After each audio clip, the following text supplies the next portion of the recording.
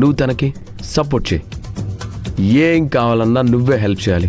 శిశిరా గారికి ఏమైనా ప్రిపేర్ చేసావా? చేశాను. No normal food. మేడం వచ్చేలోపు మేడంకి మంచి ఫుడ్ రెడీ చేసి పెడతాను. నాకొక రాగి గ్లాస్ కావాలి. ఎందుకంటే ఇక నుంచి ఏ జ్యూస్ అయినా ఏ మిల్క్ షేక్ అయినా అందులోనే. Okay, I'll give in. Malini, చెప్పండి. ఇక అల్లుకుపో. షూర్.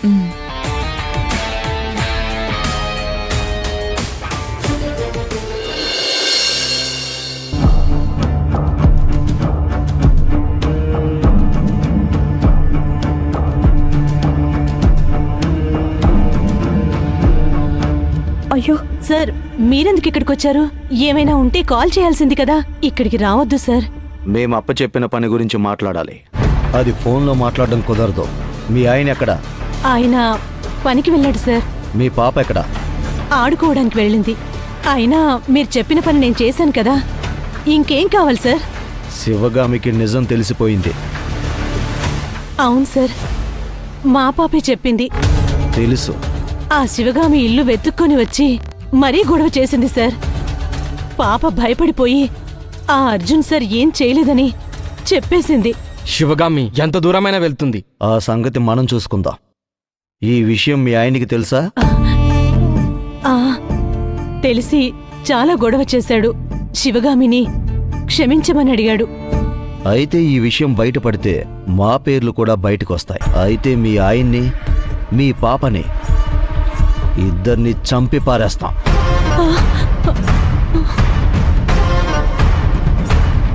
అయ్యో వద్దు సార్, మేమెవరికి నిజం చెప్పం.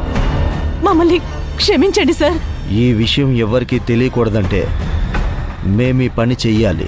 అలా అనకండి సార్. నాకు మా ఆయన పిల్ల తప్ప ఇంకెవరూ లేరు సార్. నేనెవరికి చెప్పను సార్, చెప్పను. మీ డబ్బులకు ఆశపడి ఈ పని చేశాను. మీరే శిక్ష వేసినా నాకే వేయండి సార్. మా ఆయన్ని పాపని ఏం చెయ్యకండి సార్. మీ ఆయన, మీ పాప ఈ విషయంలో ఎక్కడా నోరు తెరవకూడదు. అర్థమైంది సార్, అర్థమైంది. ఎలాంటి పొరపాటు జరగనివ్వను.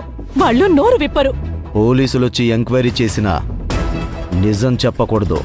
మా పేర్లు బయటికి రాకూడదు. అసలు ఇక్కడ లేకుండా వెళ్ళిపోతాం సార్. మీ నోట మా పేరు వచ్చిందంటే మీరెవ్వరూ ప్రాణాలతో మిగిలి ఉండరు. అర్థమైందా? అర్థమైంది సార్. మా ప్రాణం పోయినా నిజం చెప్పం సార్. సరే, అయితే త్వరగా ప్లేస్ ఖాళీ చేయండి. అలాగే సార్.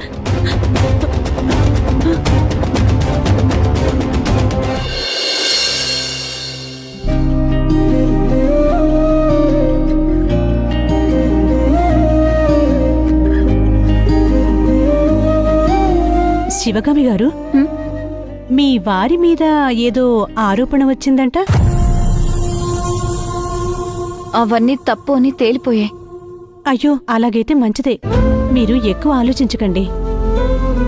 ఈ సొసైటీ ఇలాగే ఉంటుంది. ఏంటి శివగామికేదో వెన్న రాస్తున్నావు? ఏంటి శివగామి, టిఫిన్ చేసావా? చేశాను. కాఫీ తాగావా? తాగాను. అది కాదు, నాకు తెలియక అడుగుతాను. ఫీల్ అవ్వకు. నువ్వేం ఫీల్ అవ్వవులే. నీ భర్త ఒక చిన్న పిల్లని వేధించాడు. ఊరి జనమంతా చీకొడుతున్నారు. నువ్వేమో కాఫీలు తాగాను, టిఫిన్లు చేశాను అని ఎగేసుకుంటూ చెప్తున్నావు. నీది ఒక జన్మేనా?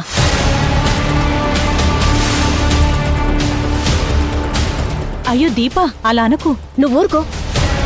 నీకు తెలీదు. ఈవిడగారి బ్రతుకు ఒక బ్రతుకేనా? నేను నిన్ను చెడు దృష్టితో చూస్తానని చెప్పావు. మా అక్కకి కంప్లైంట్ చేశావు.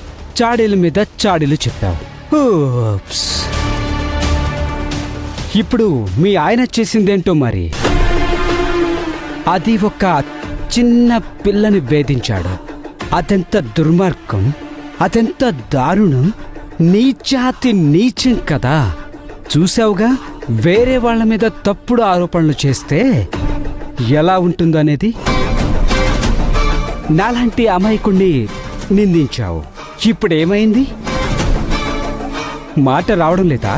మీ ఆయన తప్పు చేశాడు కాబట్టి నువ్వు తల దించుకుంటున్నావా? నా భర్త చిన్న పాపని వేధించడం నువ్వు చూసావా? ఎవరు నా భర్త మీద ఆరోపణలు చేశారో వాళ్ళు చేసిన ఆరోపణలు తప్పని ఒప్పుకున్నారు. ఆ చిన్న పాపే మా మాస్టారు చాలా మంచివారు, మా అమ్మే ఎవరి దగ్గర డబ్బు తీసుకొని ఇలా చెప్పింది అని ఊరి జనాలందరి ముందు నిజం ఒప్పుకుంది. అయితే ఆ పాపను బెదిరించారన్నమాట. ఊప్స్.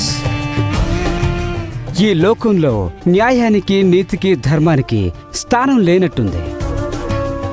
అసలు మీ నీతి వాక్యాలు ఆపండి. దీని వెనక ఎవరున్నారో, ఎందుకు చేశారో నాకు బాగా తెలుసు. అన్నట్టు ఆది మీకేమవుతాడు? బావ కదా? అంటే ఏంటి నీ ఉద్దేశం? నువ్వు అర్థం చేసుకున్న ఉద్దేశమే నా ఉద్దేశం. నీకు వేరే ఉద్దేశం ఏమైనా ఉంటే చెప్పు. మావయ్య పద, పొద్దున్నే వచ్చి అనవసరంగా గెలుక్కున్నావు. కొన్నిసార్లు బురదలో రాయేస్తే మన మీదే పడుతుంది. ఇది కూడా అలాంటిదే. ఎవరు బురదో ఎవరు దరిద్రమో నాకు బాగా తెలుసు. దీని వెనకున్న వాళ్ళందర్నీ లోపల వేసి తోముతారులే పోలీసులు. అప్పుడు అందరూ కలిసి పండగ చేసుకోవచ్చు. అవునా శివగామి? అలా జరుగుతుందా? చూద్దాం. స్కూల్లో మాస్టర్ పని చేసేటప్పుడు ఒక పాపని ఏం చేశాడో దేశానికి, ప్రపంచానికి మొత్తం తెలుసు. జైలుకి వెళ్ళొచ్చింది కూడా నిజమే కదా. అలాంటి వాడితో కలిసి బతుకుతున్నావు కదా, ఏమనుకోవాలి నిన్ను? నీది ఒక బతుకు.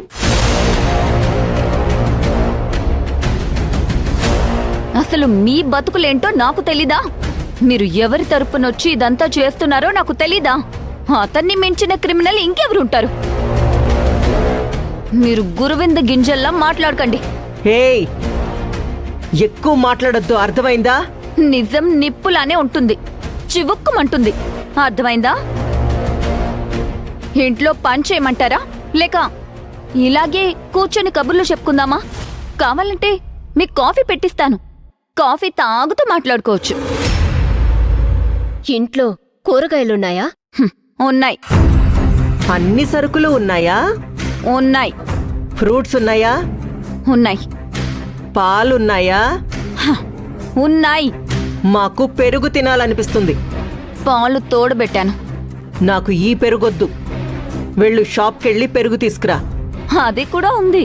అయితే వెళ్ళి ఇంకా కూరగాయలు తీసుకురా. అసలు అన్ని కూరగాయలు ఏం చేసుకుంటారు? నా నెత్తి మీదేసి కొట్టుకుంటాను, నీకెందుకు? వెళ్ళు.